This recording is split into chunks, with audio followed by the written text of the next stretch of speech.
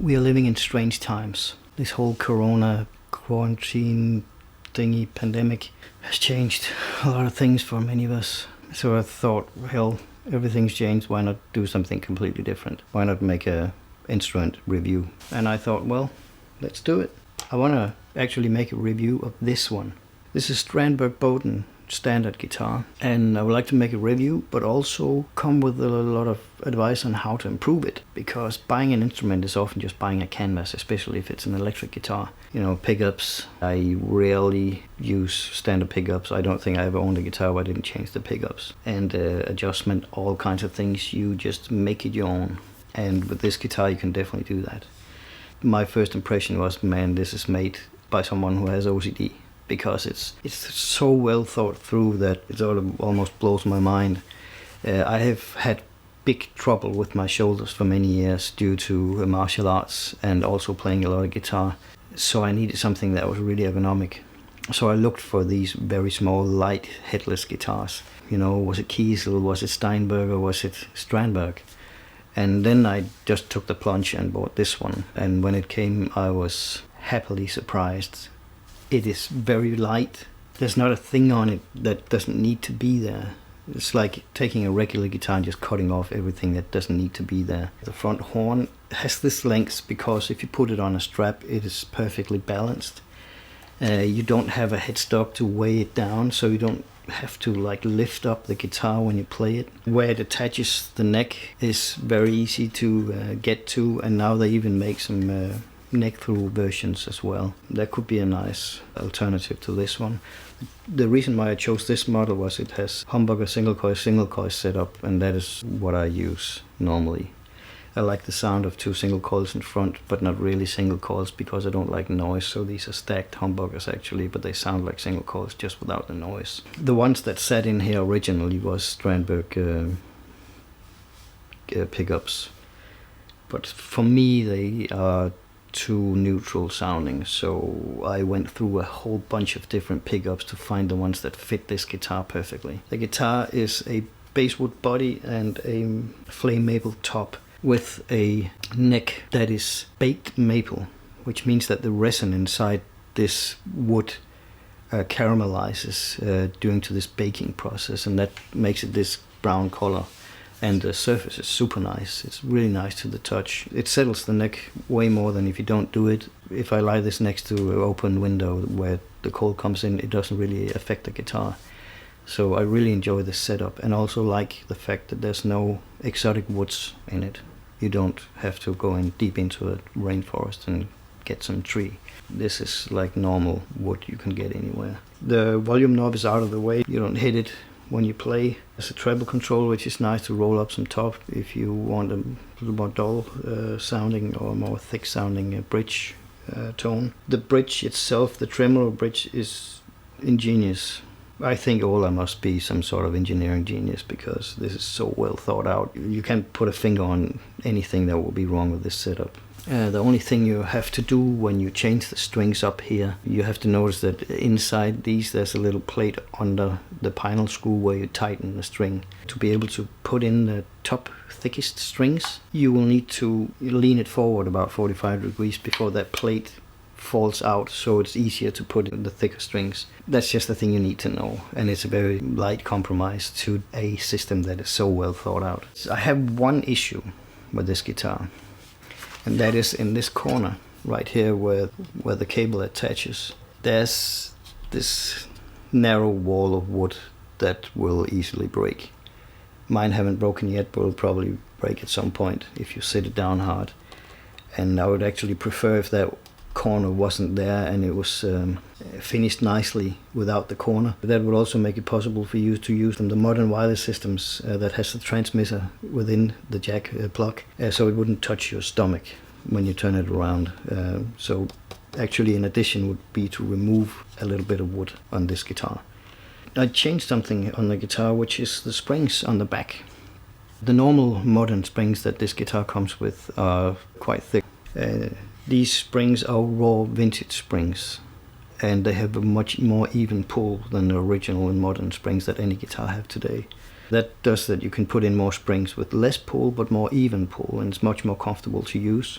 As a plus, you get more connection points between the floating bridge and the wood. Ola put in some pinel screws on the back so you can even tighten the connection point between the springs and the lower part of the bridge, which makes it transfer more vibration to the actual wood. Your guitar actually plays acoustically louder when you put in these springs. But for me it was mostly the pull that is the argument. Any small thing you add on top of your thing will make everything better. I really think this is an addition that everybody should do, even the builds themselves. Put it in as an option because it just sounds way better. I also have this Tremol-No. The only thing it does is that it keeps the tremolo for pulling back, because I often retune to drop D to keep it from losing its tuning. I use this to tighten it so it only moves forward this way and not up. The only problem is that this thing have a tendency to rattle, so I actually thought of just putting in a piece of wood instead and blocking the tremolo from going upwards. So you can't do this upwards thing, which you can't do now because I tightened this thing. You can only do, and that's fine for me. For some other people who like the floating tremolo, and then you just have to suffer from the consequence that you can't drop tune. It will take some time, but then you can use this if you can stand the rattle. But compromises. The Tremol-No is an addition I put in. This is not something Strandberg put in. If you look at the neck here, it's an Enduro neck. It is kind of funky because it's not round in the back. It has like 3 flat surfaces that are uneven from top to bottom. And it sort of really nicely follows the way you put your hand, or actually invites you to put your hand in a certain way. And the way it does is that it actually invites you to play the more like classic position. And that's what this guitar does. It invites you to do many things. One of them is it invites you to sit like this or sit like this. There's like a few positions you can like sit in, and they're quite ergonomic, all of them. It does that you can rehearse for many hours without getting tired. Your hand doesn't get tired because of this Enduro neck. I would wish that it would round it a little bit. I like the design, but if they could just round the edges a little bit to a bit of more C-shape, like a compromise between the two, I think that would be nice. And you also see that the frets have a fan shape, and that's because it's a multi-scale guitar. The light strings have a shorter scale than the thick strings, and that is pretty nice when you tune down, because the thicker strings don't flap the same way they would do if they had a shorter scale. I don't even notice it. There's some chords up here like this that are kind of weird to finger, but you just change the way you finger them and it takes no time to get used to. So I wouldn't be bothered about it. I think it's nice. It's still a compromise, but it's a good compromise. These pickups, so I went through a whole bunch of them. First I chose, let's talk about the single coils first. They're stacked humbuckers now. The ones that are in the original are single coils, and they make a bit of noise, and I hate noise. Put in a set of Seymour Duncan Furies, and surprisingly they sounded a bit neutral as well. They had a bit more meat to them, but still didn't have enough character.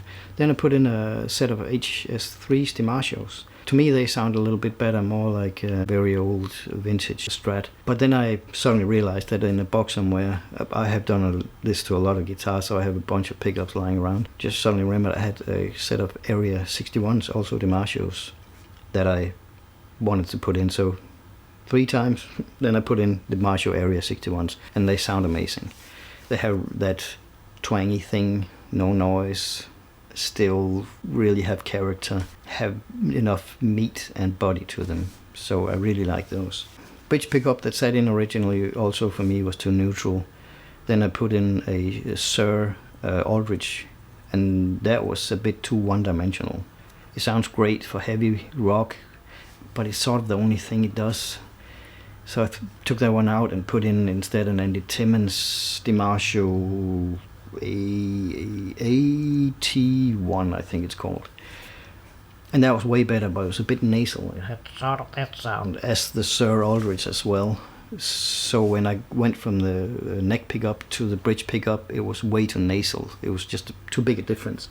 I like it to be more even in its equalizing spectrum, where the character is the placement, but not as much the equalization. So I don't want 3 very different sounding pickups.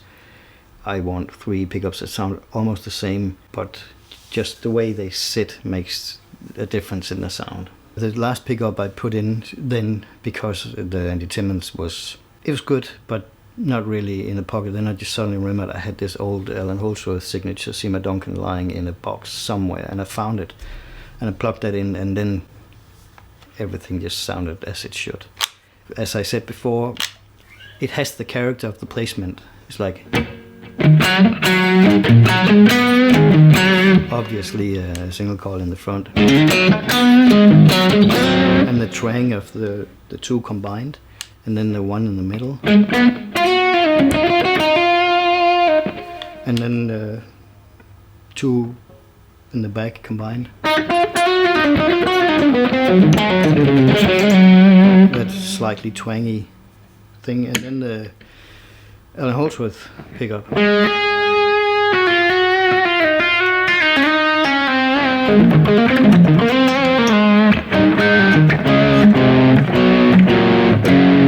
So when you listen to them,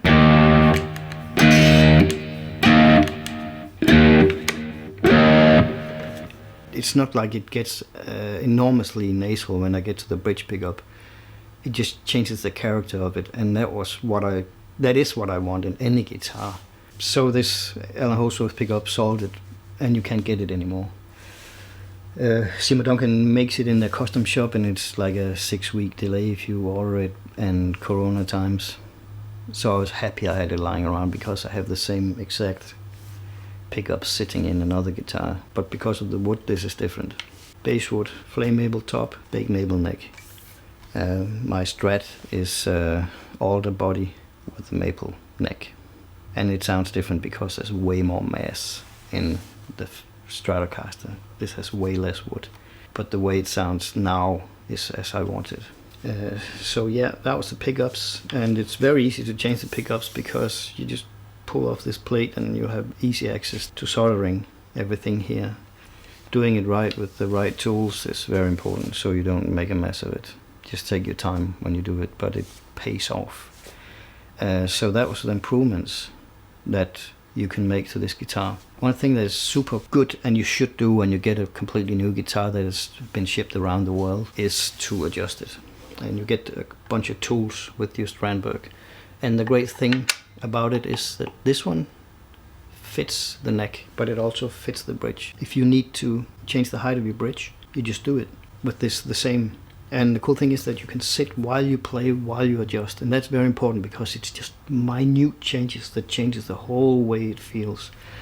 So if you have some rattle up here, you have some fret buzzing up here, it is probably a neck that needs a little bit of loosening. If it feels too stiff, it might need to be tightened a little bit. If the frets down here buzzes, you probably need to heighten the strings, and you do that by heightening the whole tremolo, because the adjustment from the factory on each individual strings are perfect for 1046.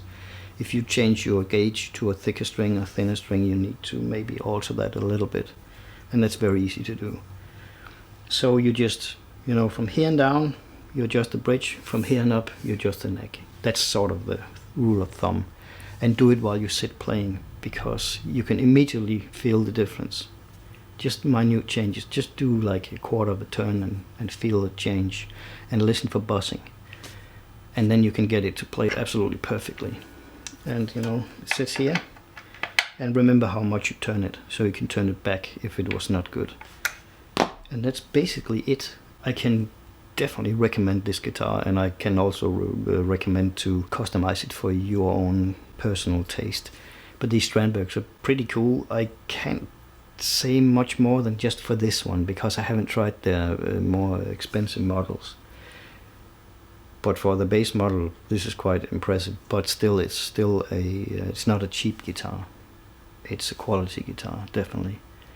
And the only thing I have is this little corner here where your jack plug goes in. It is kind of a weak point for this guitar, so if you put it on the ground, this will probably break off. I think an improvement to this guitar would actually to file this down so it doesn't have this corner that can break. So just within your quarantine zone can play some guitar with no trouble. You will only annoy your neighbors. So, see you next time.